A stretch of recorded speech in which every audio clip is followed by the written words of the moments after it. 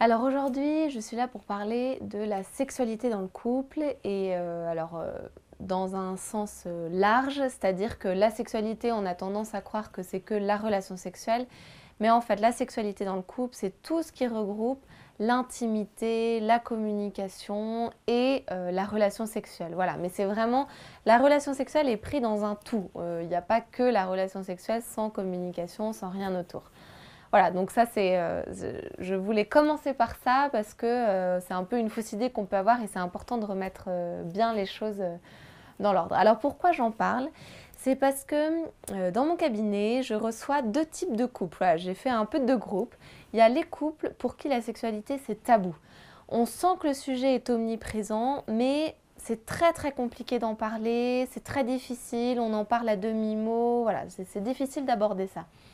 Et dans le deuxième groupe, on a les couples qui en parlent très librement, qui ont une sexualité parfois presque très débridée, mais voilà. Ou alors tout simplement, ils en parlent très librement, mais ce n'est pas pour autant que la sexualité est mieux. Et voilà, il peut y avoir aussi des difficultés, même si on en parle très librement. Et en fait, dans ces deux groupes, ce que je vois, c'est que finalement, voilà, c'est quand même au centre des conversations, parce que dans le couple, c'est quand même très important, la sexualité. Donc c'est très omniprésent, mais on a tous des façons différentes de l'aborder. Et pourtant, c'est très important d'arriver à avoir une bonne communication sur ce sujet, et donc ça passe par une bonne communication en couple. Voilà, alors c'est quelque chose de très classique, la communication, et pourtant, on a tous, je pense, des choses à faire pour que cette communication soit mieux dans son couple. Et je suis sûre que vous aussi, vous aimeriez améliorer la communication de votre couple pour voilà, pouvoir vraiment aborder tous les sujets sans se blesser l'un l'autre, sans tourner en rond et voilà, sans se faire de peine et arriver à se parler en étant voilà, avec amour, en étant des alliés et non pas des ennemis. Alors peut-être que vous êtes dans la situation où en effet vous avez du mal à parler de sexualité avec votre conjoint. Alors peut-être que les relations intimes, les relations sexuelles ne se passent pas forcément bien. Il y a peut-être un petit blocage où l'un des deux ne ressent pas ce qu'il aimerait ressentir. Voilà. En fait, ce qu'il est important de comprendre, c'est qu'on est vraiment deux personnes très différentes. Et que pour arriver à débloquer les choses, ce n'est pas simplement des techniques physiques, donc on peut avoir chez un sexologue ou voilà, qu'on trouve partout hein, sur internet, voilà, des techniques quoi, vraiment de corps, de corporel, mais c'est une harmonie entre l'esprit et le corps. Et ça j'insiste parce qu'on a besoin, je dirais particulièrement les femmes, mais les hommes aussi sont d'accord pour dire que c'est beaucoup mieux quand la femme est avec eux justement, et on a besoin que l'esprit et le corps soient liés. Voilà, on a besoin d'être vraiment en harmonie entre notre corps et notre esprit. Sinon, on n'a que, je dirais, des relations sexuelles, c'est que le corps qui parle, mais souvent c'est un peu décevant. Parce qu'on n'est pas, notre personne entière n'y est pas. Voilà, donc ça c'est vraiment important. Si je prends une petite anecdote, c'est vrai que après une dispute de couple, par exemple, l'homme est beaucoup plus capable d'avoir une relation sexuelle que la femme, parce que la femme, elle, a besoin d'avoir une réconciliation, a besoin d'être sûre qu'ils se sont pardonnés, tout ça, pour pouvoir ensuite avoir une relation sexuelle satisfaisante. Donc j'insiste là-dessus parce que c'est important de passer par une bonne communication pour bien comprendre son conjoint qui est différent. La différence est une force dans le couple et voilà, et ça la différence est merveilleux, mais évidemment ça crée aussi des petits obstacles parce que c'est encore plus compliqué de se comprendre. Donc c'est pour ça qu'il y a des petites choses à savoir et une bonne communication à avoir pour connaître l'autre et le connaître dans sa différence pour pouvoir mieux se donner l'un l'autre avec nos atouts, nos différences et arriver à mieux combler l'autre.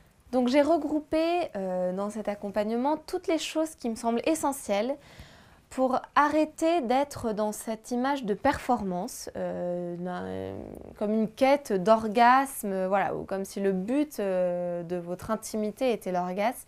Non, la sexualité, c'est ce que je vous disais, se construit vraiment petit à petit. Ça se construit dans vos conversations, ça se construit dans votre quotidien et ensuite, voilà, ça se passe dans la sexualité, quand vous faites l'amour, voilà. Mais c'est vraiment quelque chose qui ne peut pas être indépendant de tout ce qui se passe autour pour que, si on parle d'orgasme, pour que l'orgasme soit un vrai orgasme qui, je dirais, part de l'esprit, quoi, de la tête, que ce soit pas que le corps, mais vraiment quelque chose qui soit entier. Mais pour ça, ça a besoin d'être accompagné par beaucoup de choses autour. Donc voilà, vraiment, je vous aide pas à pas à construire cette bonne communication dans votre couple pour parler pas seulement de sexualité, hein, mais pour parler de tous les sujets qui permettent d'avoir une intimité à deux, d'arriver à communiquer encore une fois, sans blesser l'autre, mais vraiment en voulant mieux connaître l'autre, en voulant être un allié avec l'autre, pour ensuite arriver à une intimité satisfaisante et arriver à ce que nos corps se parlent sans avoir à parler par les mots, mais voilà, comme on connaît mieux l'autre, notre corps pourra mieux se donner à l'autre et pourra mieux recevoir l'autre parce que on saura ce dont l'autre a besoin et ce dont nous avons besoin. Alors quand aujourd'hui votre sexualité n'est pas satisfaisante ou quand vous avez du mal à communiquer, souvent on peut vous donner comme solution d'aller voir quelqu'un d'autre, d'aller voir ailleurs pour avoir une expérience. Même parfois, c'est le conjoint lui-même qui dit à son mari ou à sa femme, enfin à sa compagne ou à son compagnon, d'aller voir ailleurs pour que il puisse être épanoui sexuellement et que du coup, il n'y ait plus de problème dans le couple. Ou alors parfois on peut même avoir certains, beaucoup et particulièrement les hommes, ont recours à des plaisirs solitaires, essayer de combler ce manque qu'ils n'arrivent pas à avoir dans leur couple par d'autres choses, mais qui, vous le verrez sur la longue si vous l'expérimentez, qui sont très artificielles et qui finissent par blesser non seulement votre couple, votre conjoint, mais aussi vous-même. Parce qu'il va y avoir une espèce de manque d'estime de soi et surtout, l'autre va se dire « mais qu'est-ce que je fais pour ne pas arriver à le combler ?» Et en fait, vous allez voir que petit à petit, vous allez vous éloigner et ces solutions qu'on vous offre aujourd'hui, pour moi, sont plutôt un peu des poisons parce que ça fait que détruire votre couple petit à petit. C'est très insidieux, mais voilà, petit à petit, vous vous éloignez et un fossé se creuse et après, il faut beaucoup d'efforts pour arriver à combler ce fossé. Alors j'ai eu l'idée de cet accompagnement parce que comme je vous le disais, la sexualité est un sujet qui est omniprésent dans mes consultations de couple. Et en fait, malheureusement, on n'a pas de cours sur la sexualité avant de se mettre en couple. Voilà, ça vous paraît peut-être un peu bizarre ce que je dis, mais voilà, non, on n'a pas de... C'est vrai, personne nous dit... Alors, si, on a des choses sur Internet, dans les magazines, tout ça, mais malheureusement, il y a quand même beaucoup de choses qui sont aussi très pornographiques, une sexualité assez débridée, et finalement, ce que vous allez vivre en couple va être assez différent de ce qu'on peut voir dans les films ou à la télévision, ou voilà. Donc vraiment, là, l'idée, encore une fois, n'est pas de vous donner des techniques qu'un sexologue pourrait vous donner, là, c'est pas du tout l'idée. C'est vraiment de vous rappeler, je dirais, les bases de la sexualité, les bases de la bonne communication pour que la communication verbale, la communication des esprits se passe bien quand la communication passe par les corps.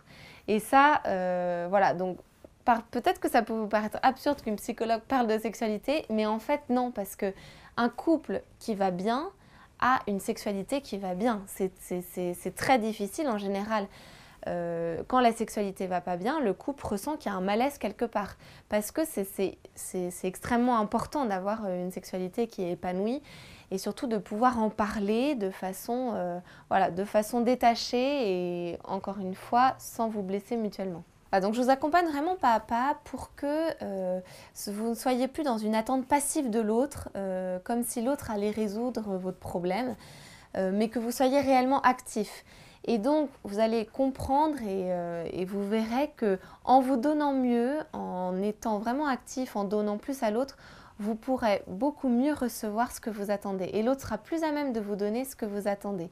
Donc ça, c'est le premier pas. Et ensuite, vous allez voir qu'on va travailler la communication. Je vais vous donner des astuces pour que vous arriviez à mieux communiquer, pour qu'ensuite vous puissiez vraiment mieux connaître l'autre et savoir ce que l'autre attend, et pour que l'autre puisse aussi, de son côté, mieux vous connaître et mieux vous combler. Et dans un deuxième temps, on va voir quelque chose d'essentiel, c'est la différence homme-femme. Comme je vous le disais tout à l'heure, c'est une différence qui peut parfois, en effet, mettre quelques obstacles parce qu'il faut du temps avant de s'apprivoiser. Mais c'est aussi une différence qui est une énorme force. Et voilà, réellement, quand vous maîtrisez cette différence, et il y a quelques petites choses à savoir, donc quelques petites choses que je vous donne pour que vous puissiez mieux comprendre cette différence et du coup mieux comprendre pourquoi parfois vous avez l'impression qu'en donnant ça, ce sera super et en fait l'autre non est déçu parce que c'est pas vraiment ce qu'il attendait. Et c'est en connaissant l'autre dans sa différence que vous pourrez réellement être complémentaire, parce qu'on parle de la complémentarité homme-femme, mais voilà, là c'est une complémentarité, une vraie complémentarité parce que vous connaissez la différence et vous la maîtrisez. Donc voilà, le but c'est vraiment pas à pas d'améliorer votre communication et votre connaissance de l'autre pour ensuite que cette sexualité soit une sexualité où, encore une fois, le corps et l'esprit sont unis et donc voilà, que vous soyez vraiment plus épanoui et que vous ayez vraiment l'impression que l'autre se donne à vous et que vous vous donnez à lui. Voilà, combien d'hommes me disent, et ça je suis assez surprise, hein, mais de plus en plus j'ai des hommes qui me disent mais j'en ai marre, j'ai l'impression d'être seule dans la relation sexuelle, ma femme n'a jamais envie, elle est fatiguée, voilà. Donc c'est plein de petites choses qui sont dommages de laisser s'installer dans votre couple parce que voilà, je vous assure qu'il ne faut parfois pas grand chose pour passer au-delà et tous les deux en général vous êtes demandeurs aussi donc voilà, c'est dommage de laisser ces petites failles s'installer et laisser le fossé se creuser. Voilà, donc vraiment, c'est une vraie réflexion sur vous, sur votre couple, soit pour bien démarrer une vie de couple que vous êtes en train de démarrer ou que vous avez l'initiative de démarrer bientôt, soit pour faire un point tout simplement sur votre couple qui, voilà, peut-être ça fait des années que vous êtes ensemble. Et voilà, c'est toujours bon de faire un petit point et d'améliorer cette communication qui est toujours tant décriée partout. Donc c'est une vraie réflexion qui peut vous aider si vous allez vous mettre bientôt en couple ou si vous démarrez votre couple. Ça peut vraiment vous permettre de prendre dès maintenant les choses dans le bon ordre et vous asseoir sur de bonnes bases. Mais ça permet aussi de faire un point, ce qui est souvent une bonne chose, après un certain nombre d'années ou peut-être un certain nombre de mois où vous êtes ensemble. Voilà, donc concrètement comment ça se passe, vous pouvez vous inscrire juste en dessous et ensuite vous avez cette podcast que vous pouvez écouter sur votre ordinateur, sur votre téléphone, voilà, seul dans un premier temps ou directement en couple si vous voulez le faire directement en couple. Mais déjà seul, je vous assure que si votre attitude change, celle de votre conjoint changera. C'est vraiment ce à quoi je vous invite. Si vous m'écoutez aujourd'hui, c'est que voilà, vous avez une motivation, donc je vous invite à continuer à être actif. Et dans votre couple, soyez actif. Ça ne sert à rien d'être passif en attendant que l'autre change. C'est vraiment à nous d'être actifs pour montrer que voilà, on est prêt à faire les efforts nécessaires et vous verrez que l'autre sera beaucoup plus ouvert pour faire aussi les efforts nécessaires. Donc on se retrouve tout de suite pour le premier podcast et voilà, pour parler justement de cette communication en couple.